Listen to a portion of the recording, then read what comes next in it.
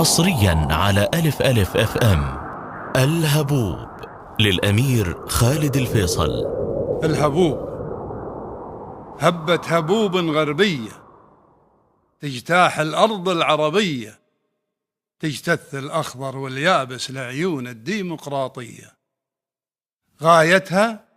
غايتها دولة مدنية علمانية لا دينية، إلا الدولة الصهيونية لازم تبقى يهودية. أما الدولة الإسلامية هذه دولة إرهابية، أما تتغير سلميا أو بالقوات الحربية. والفوضى الخلاقة بدأت حسب العدالة الدولية، الفوضى صارت عربية والخلاقة للعبرية، والقضية صارت حنا ونسونا الفلسطينية. وشككونا في أنفسنا بالغزوات الثقافية، وكذبونا وصدقناهم بالفنون الإعلامية، واتهمونا بالتخلف والرجعية والهمجية، واشعلوها طائفية وعنصرية وقبلية، وشجعوا التغريب الفكري ولمعوا رموز التبعية.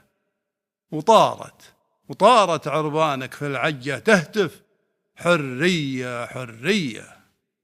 يا علماء الأمة افتوا واعطونا بدائل عصرية.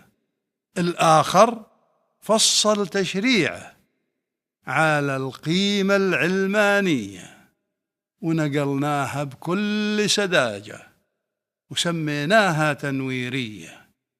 وين العقل؟ وين الحكمة؟ وين الغيرة الإسلامية؟ ليه النظام الإسلامي ما أوجدنا له آلية؟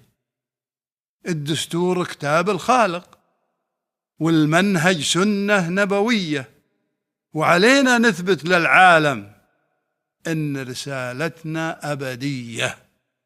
إبراهيم وموسى وعيسى ومحمد رسل البشرية علمونا أن السلطة أمن وعدل وإنسانية، وأن الشورى عين الحكمة، والشريعة ربانية، والله واحد ودينه واحد، والعقيدة توحيدية.